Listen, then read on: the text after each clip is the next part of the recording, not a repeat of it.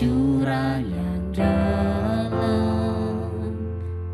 Kepadamu ku berseru, ya Tuhan dengar doaku, dengarlah permohonanku. Kau ku nantikan, ya ku nantikan, ku harapkan firman-Mu. Kau ku nantikan, ya ku nantikan, ku percaya janji-Mu.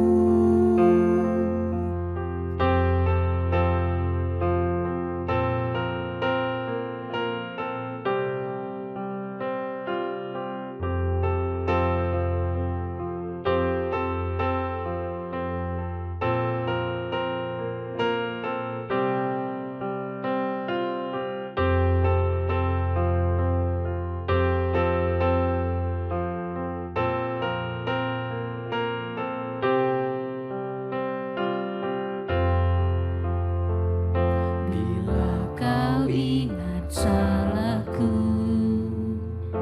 ya Tuhan, siapa yang tahan? Padamulah pengampunan, anugerah yang selamatkanku. Kau ku nantikan, ya ku nantikan, ku harapkan firman-Mu. Kau ku nantikan, ya ku nantikan, ku percaya janji-Mu.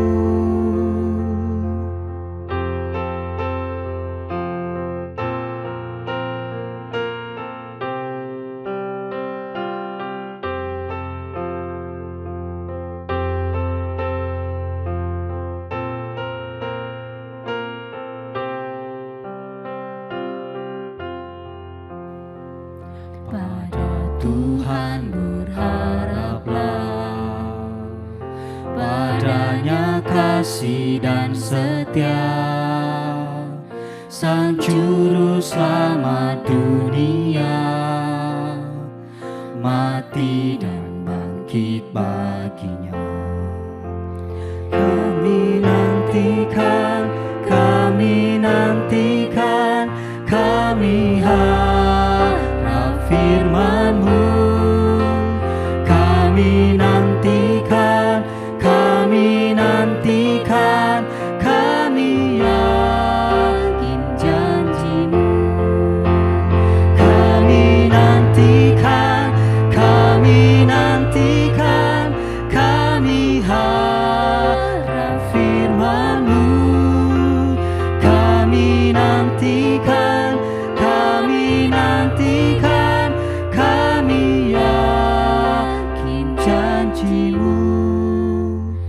Kami nantikan, kami nantikan, kami harap firman-Mu. Kami nantikan, kami nantikan, kami yakin janji-Mu.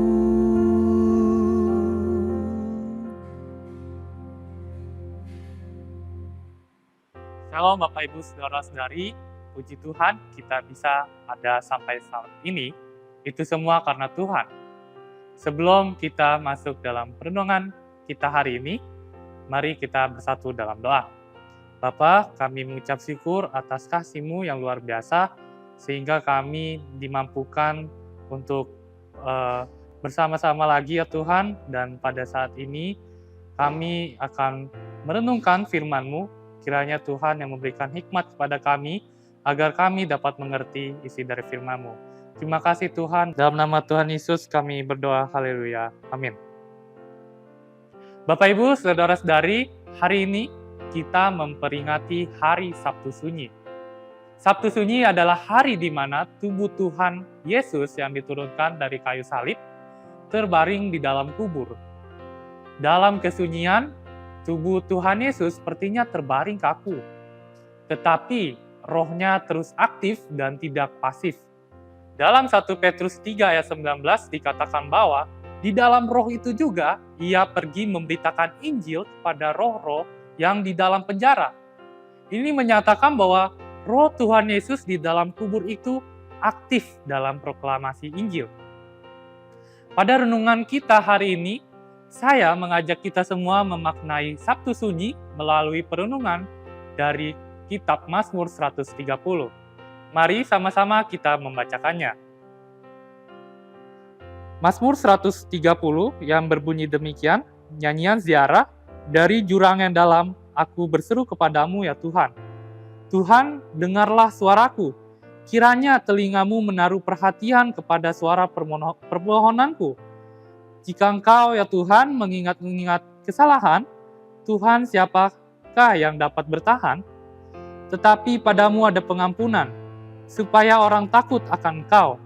Aku menanti-nantikan Tuhan, jiwaku menanti-nanti, dan aku mengharapkan firman-Nya. Jiwaku mengharapkan Tuhan lebih daripada pengawal mengharapkan pagi, daripada pengawal mengharapkan pagi.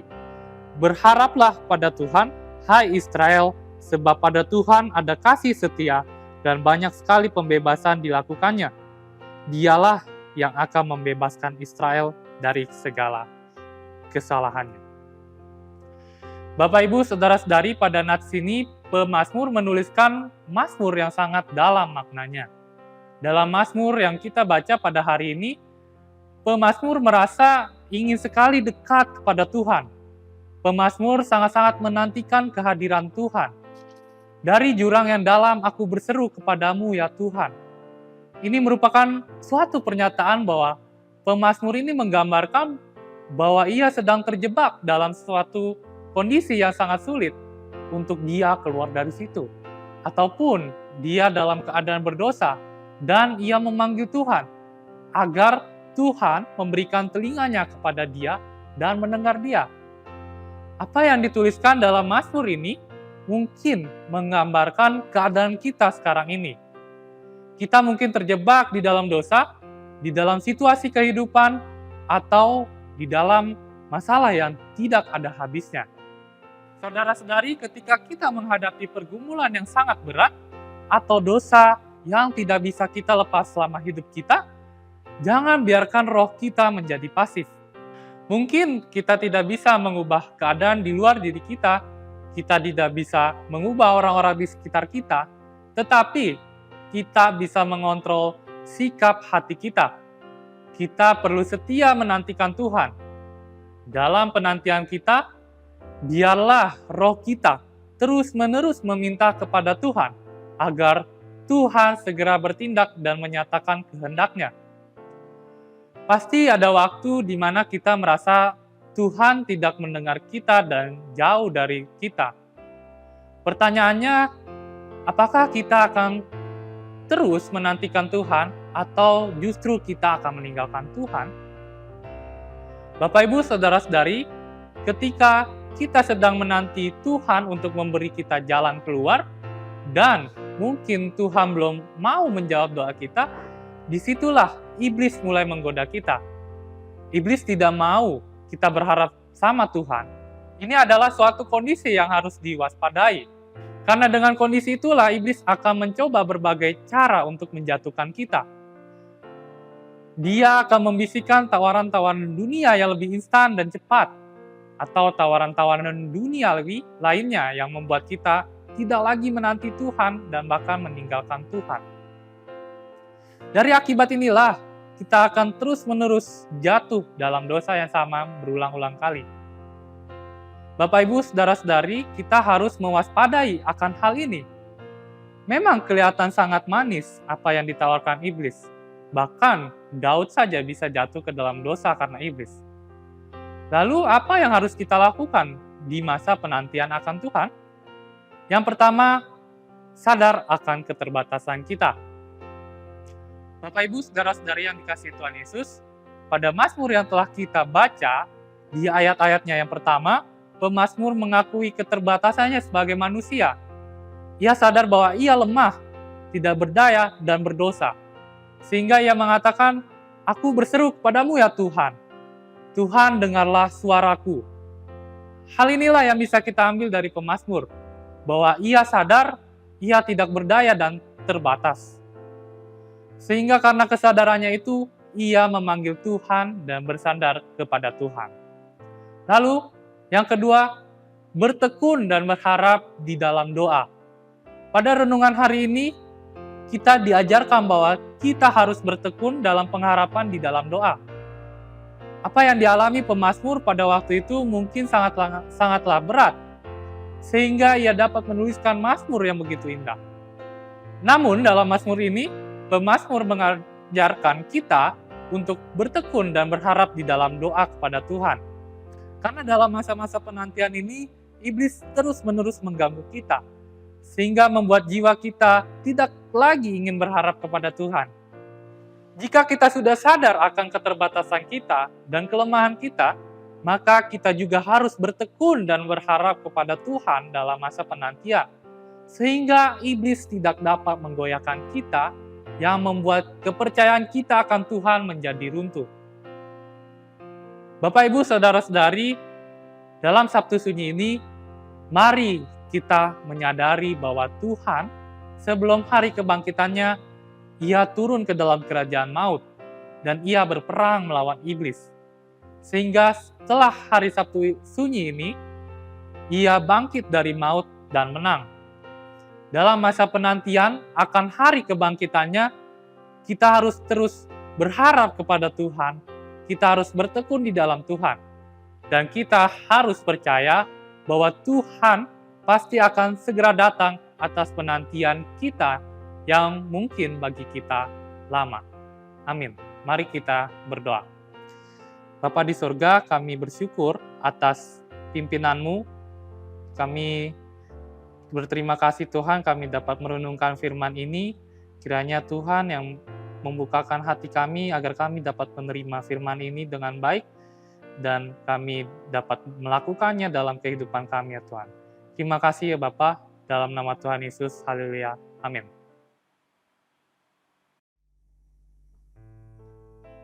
Mari Bapak, Ibu, Saudara-saudari sekalian, kita merespons firman Tuhan yang baru kita terima dengan kita bertekun di dalam doa.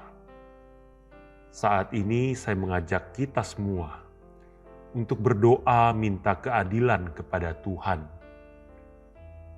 Mungkin kita jarang berdoa seperti ini, tapi di dalam Mazmur cukup banyak bagian di mana kita menemukan seruan minta keadilan kepada Tuhan, terutama ketika menghadapi orang-orang zalim. Kita akan mempersiapkan hati kita untuk berdoa dengan mendengarkan satu pujian. Setelah itu, saya akan memimpin kita semua untuk berdoa.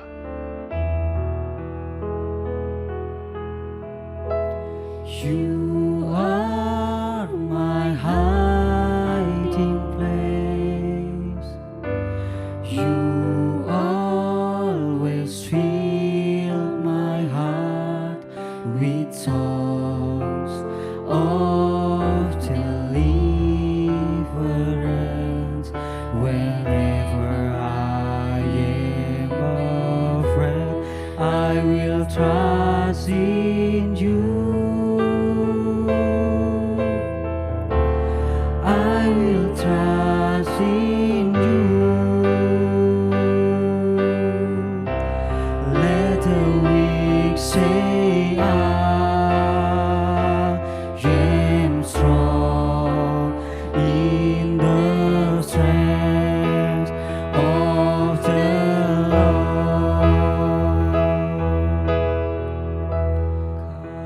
Kau perlindunganku,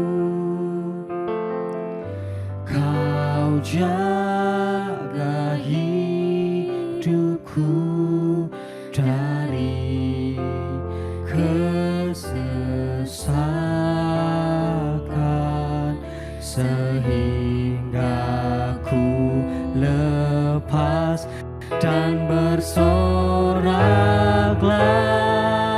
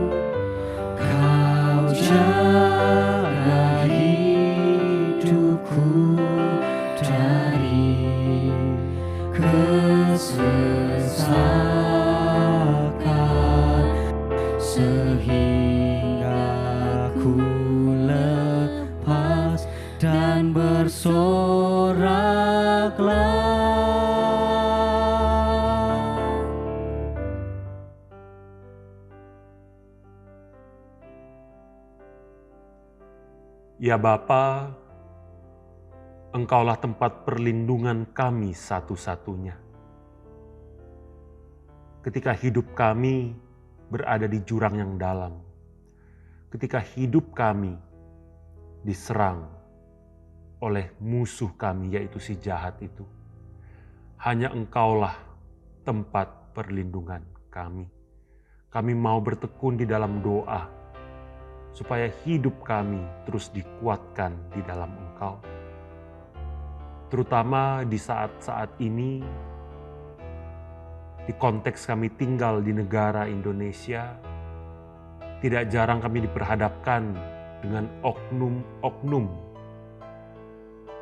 di berbagai level masyarakat. Kami berdoa minta keadilan Tuhan terhadap pemimpin pemerintah yang lalim dan korup, terhadap oknum yang menghalangi pembangunan rumah ibadah, terhadap oknum yang menghalangi pekabaran Injil, terhadap oknum yang melakukan pungutan liar di dalam dunia usaha, terhadap oknum polisi yang tidak jujur, terhadap mafia-mafia, mafia tanah, mafia pangan, mafia perdagangan manusia, mafia apapun itu. Kami minta keadilan Tuhan, supaya Tuhan bekerja menyatakan hukum-Mu yang adil, dan menyatakan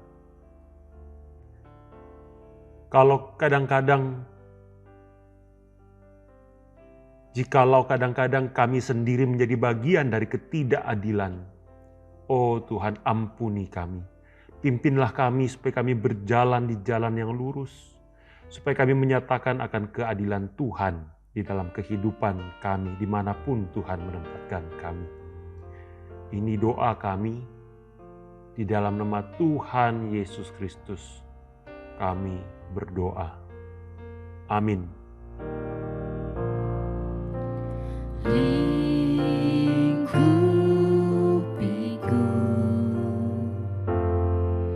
dengan sayap-Mu, naungiku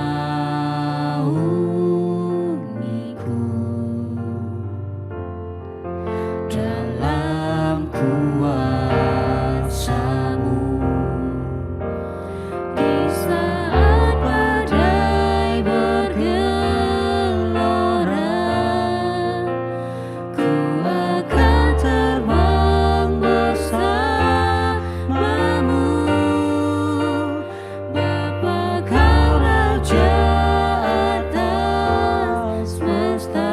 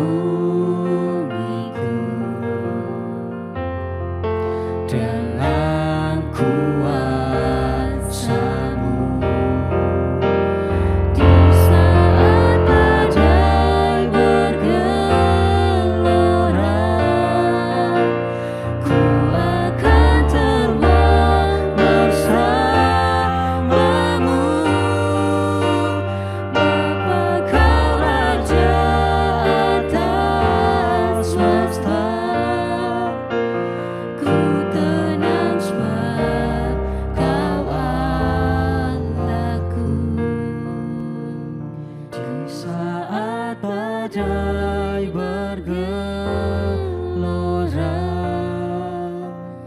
ku akan terbang bersama-Mu. Bapa, Kau Raja atas semesta. Ku tenang sebab Kau Allahku. Ku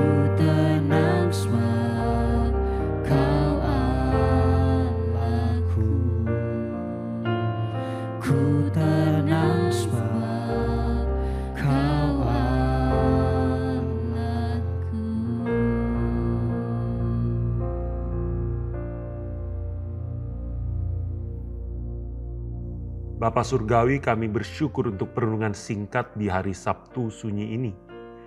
Kiranya di momen kami mengenang Tuhan Yesus yang terbaring di dalam kubur, kiranya roh-Mu itulah yang membakar jiwa kami, supaya meskipun saat ini kami mungkin berada di dalam jurang yang dalam, roh kami terus aktif mencari wajah Tuhan, dan hidup kami terus-menerus memproklamasikan Injil Kristus. Ini doa kami, kiranya berkat-berkat daripada Allah Tritunggal senantiasa menyertai kami. Di dalam nama Tuhan Yesus Kristus kami berdoa. Amin.